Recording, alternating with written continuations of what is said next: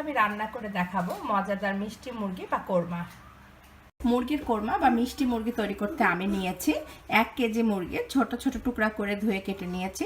1 cup পেঁয়াজ, half cup তেল, 1 cup পানি, 1 টেবিল চামচ করে আদা বাটা, রসুন বাটা, পেঁয়াজ বাটা, 2টা বড় বড় কাঁচামরিচ চিড়ে ফালি করে কেটে নিয়েছি, 1 টেবিল চামচ লবণ, হাফ চা চামচ জয়ফল জয়ত্রী সাদা গোলমরিচ, 3 চা চামচ চিনি, আলু এভাবে বড় করে কেটে নিয়েছি, 1 টেবিল চামচ টক দই, 1 চা চামচ টমেটো সস, 3টা দারচিনি, 3টা এলাচি আর 3টা তেজপাতা। প্যানটা আমি 1 মিনিট গরম করে নিয়েছি। এখন এর মধ্যে সে হাফ কাপ তেলটা দিয়ে দেব এবং তেলটা 2 মিনিট পর্যন্ত গরম হবে। তেলটা 2 মিনিট গরম হয়ে গিয়েছে। এখন এর ভিতরে সে 1 কাপ পেঁয়াজ কুচিটা দিয়ে দেব এবং পেঁয়াজটা প্রায় 5 মিনিট ধরে নাড়াচাড়া করব। 5 মিনিট ধরে হাই হিটে পেঁয়াজগুলোকে নাড়াচাড়া করলাম। এখন এর ভিতরে এই বাটা মশলা, আদা বাটা, রসুন বাটা, পেঁয়াজ বাটা আর তেজপাতা, দারচিনি, এলাচিগুলো দিয়ে দেব।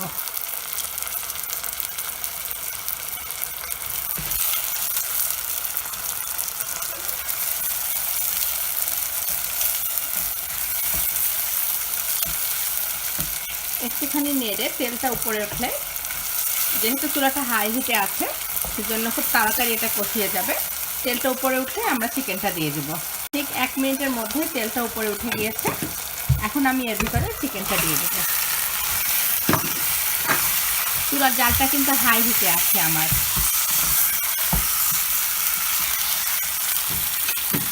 এখন আমি এর ভিতরে লবণগুলা দিয়ে দেব। কাঁচামরিচটা আমি শেষে দেব।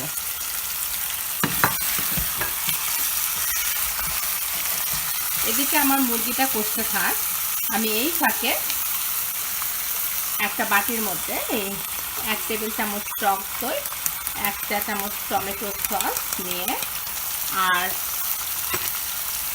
আমার জয়ফল, জয়ত্রী আর সাদা গোলমরিচ এই 3টা নিয়ে একটু ভালো করে মিশিয়ে নেব।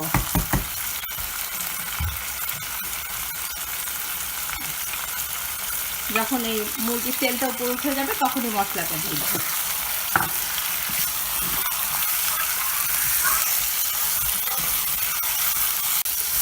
যেহেতু প্রচণ্ড হাই হিটে আছে, এই দেখুন তেলটা উপরের দিকে উঠে গিয়েছে।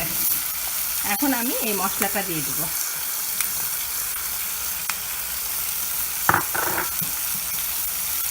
আর সাথে সাথে 1 কাপ পানি।